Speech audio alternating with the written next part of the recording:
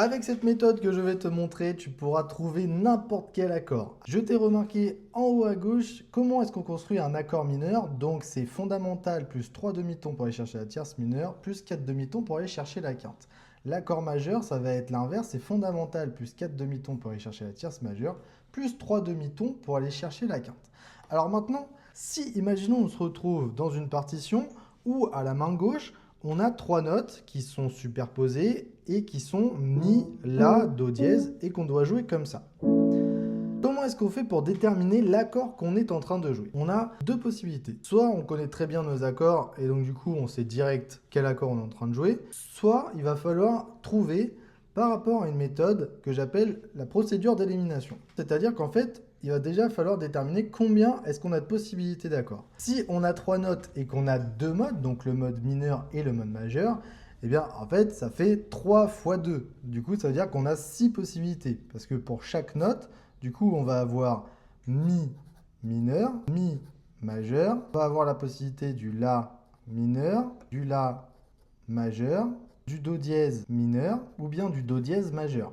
Ok, maintenant on sait que notre accord, il va se trouver parmi ces 6 possibilités. Donc on va essayer de trouver notre accord en procédant par élimination avec la méthode de calcul des accords mineurs ou majeurs. Donc pour le Mi mineur, ce qu'on va faire, c'est qu'on va partir du Mi et on va aller chercher 3 demi-tons pour aller voir la tierce mineure. 1, 2, 3.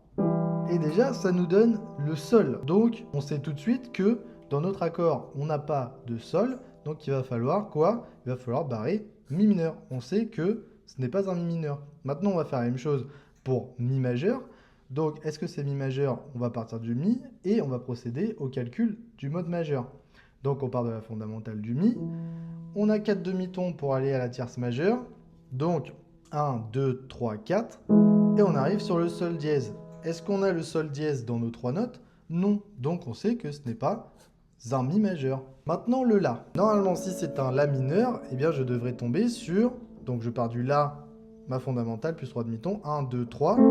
Sauf que ça nous donne un Do, et nous, on veut un Do dièse. Donc, on sait tout de suite que ce n'est pas un La mineur. Maintenant, je vais faire pareil pour le La majeur. Donc, je vais faire La, plus 4 demi-tons, comme c'est marqué ici. 1, 2, 3, 4.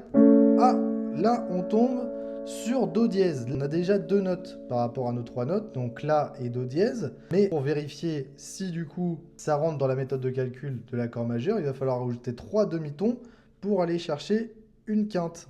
Donc je vais faire 1, 2, 3. Et je rencontre bien mes 3 notes que j'avais à la base, c'est-à-dire Mi, La, Do dièse. On a bien Mi qui est là, La qui est là et Do dièse qui est ici. Donc, eh bien, on n'a même plus besoin de chercher Do dièse mineur ou Do dièse majeur.